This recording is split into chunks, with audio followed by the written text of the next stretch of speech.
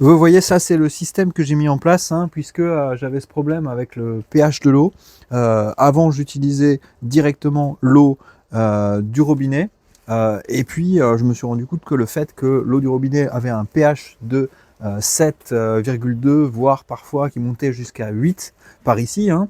On est à Strasbourg, on a une eau qui est très calcaire dans la nappe phréatique, qui a un pH très élevé, et du coup ça allait pas. Du coup, ce que j'ai fait, c'est que j'ai installé une pompe. Alors c'est encore un peu brouillon, hein, mais ça fonctionne. Seulement je fais encore des essais, donc j'ai pas envie de faire une version complètement définitive. Du coup, vous voyez, vous avez là j'ai l'arrivée d'eau du réseau qui arrive ici, voilà, et qui part. Et puis avec cette arrivée d'eau, je vais remplir ces deux bacs. L'un après l'autre en alternance en fait, et une fois que l'eau est dedans, je vais mettre un câble chauffant à l'intérieur pour qu'elle se réchauffe un petit peu, et puis je vais mettre du vinaigre dedans, du vinaigre blanc, hein. Alors j'essaye différentes marques. Ça c'est une marque allemande, c'est un vinaigre très concentré, donc il faut en mettre un petit peu moins. Et j'arrive à un pH qui est situé entre 5,5 et 6,5, et j'ai des bons résultats.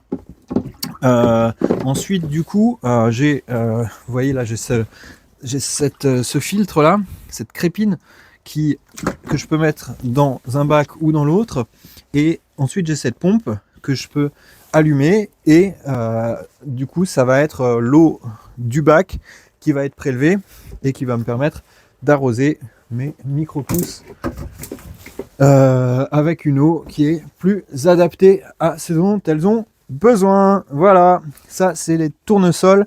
J'ai réessayé un vieux lot de graines que je croyais pouvoir sauver, mais en fait vraiment c'est un lot de graines qui a pas des bons résultats. Alors ça se voit pas bien ici avec la lumière, là vous voyez, là, ouais, là vous voyez qu'il y a des pousses qui pourrissent un petit peu. Bon, c'est pas grave, je vais réussir à récupérer l'essentiel, mais malheureusement ce lot de graines il a un problème, et il va falloir que je m'en débarrasse et que j'en commande de nouvelles. Voilà, c'est des choses qui arrivent, c'est des choses qu'on comprend pas vraiment, qu'on maîtrise pas.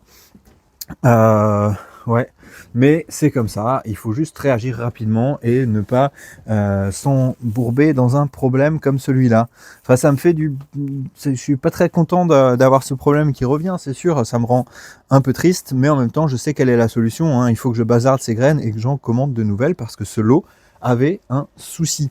Quand vous trouvez un bon fournisseur de graines et quand vous trouvez des bonnes graines, gardez-les. Okay, c'est comme quand vous trouvez quelqu'un qui vous donne des bonnes informations, quelqu'un qui vous permet d'apprendre et d'évoluer dans votre projet. Par exemple, moi, si vous avez besoin d'avoir des infos, ce que je vous invite, c'est à vous abonner et aussi à vous inscrire sur ma newsletter qui est sur mon site Les Grands Jardins, sur laquelle j'ai une newsletter que j'appelle la newsletter des experts, où je donne des précisions techniques, où je parle de problèmes que j'ai eus et de comment j'ai fait pour les résoudre. C'est pour les gens qui sont plutôt intéressés pour lancer un projet comme le mien, un projet de culture de micro-pousses, un projet agricole, qui ont envie de suivre les choses avec des données, de rentrer un peu plus dans le vif du sujet. Donc rendez-vous sur lesgrandsjardins.fr et abonnez-vous. Allez, bye!